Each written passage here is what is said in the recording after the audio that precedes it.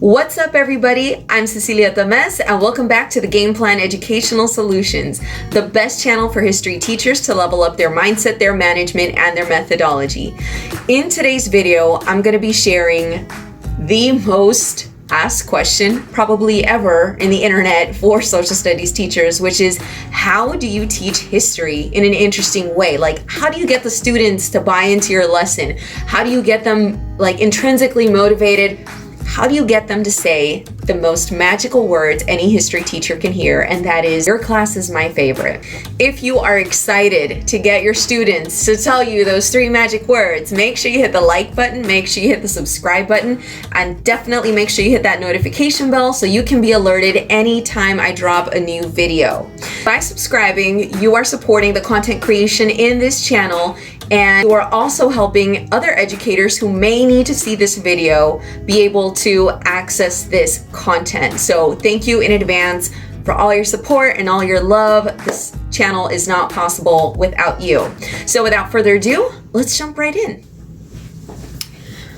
All right, y'all. So my first tip for teaching history in an interesting way, and if you've watched my other videos, which I will link here above and also down below, you know that I'm a huge proponent in using historical storytelling in order to teach in an engaging and an effective way. Now, it's not just my personal preference, it's also been psychologically tested and proven that people remember stories that they have emotional reactions to. So let me give you an example. Let's say that I say, all right, folks, today we are going to learn about turtles. And I start talking about turtles and reading about it in a science book or whatever. But then let's say that I say, hey guys, today we're going to learn about turtles.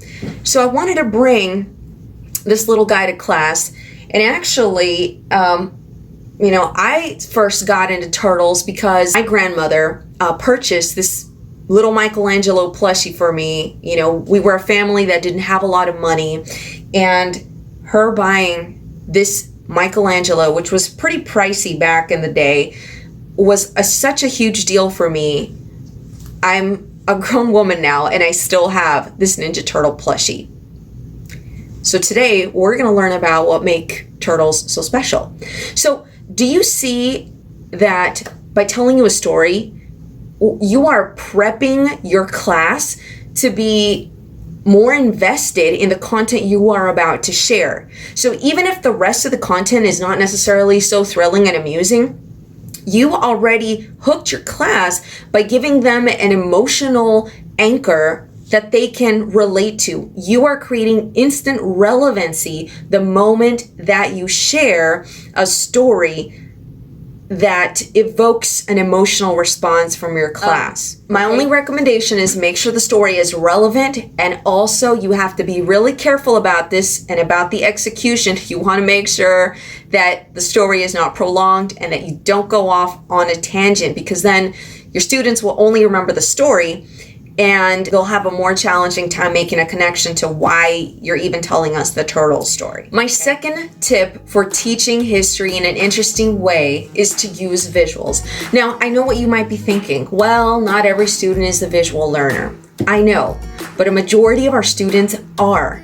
And if you think about it, one of the ways in which facts, ideas, information is internalized by our brain is we have to see it. We have to visualize it in our mind's eye. We have to assimilate this maybe by something we see or smell, describe, feel, etc.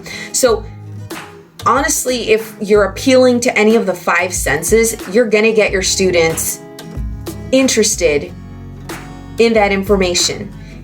The reason why this happens is because, again, you are creating an immediate relevance. When you use a visual, you are, without having to break a sweat, evoking an emotional response from your students that will work. For example, I often like to use the picture of George Washington crossing the Delaware River, and I actually tell a story as my students see this visual. I like to show the visual towards the end of the story so that I can really fire up their imagination and kind of prep them, right? Get them thinking about the circumstances, the situation. I want these images to come to life when I show that visual up on the screen. And now my students are primed for when we do something that may not be so exciting, right? Class popcorn reading, or maybe we're getting ready to do a project or a presentation or some research. And again, it's just to help prime the audience. Priming your audience is extremely important, and visuals can help you do that and create interest in your class. So my third and final tip, this one is a surefire way, no miss way to get your class to be more interesting. You know, a lot of people are like, well, you know, math lends itself to games. Social studies is where it's at, y'all. So in my class, what I like to do is I often use games as a pre-assessment to see where my students are at. I use it as a post-assessment, as a formative assessment, summative assessment. I'm not just a pen and paper type of person, and I know my students greatly appreciate that. But the usage of games in my class really reflects the fact that I'm taking my students' interest in mind. A lot of my students are very competitive. They might be athletes, or, you know, just basically, and it's not necessarily just like, well, a certain age group will appreciate games. Trust me, even adults are amused. Even we are amused by games. And when you utilize games in your history class, you're sustaining your students' attention. They are 100% engaged.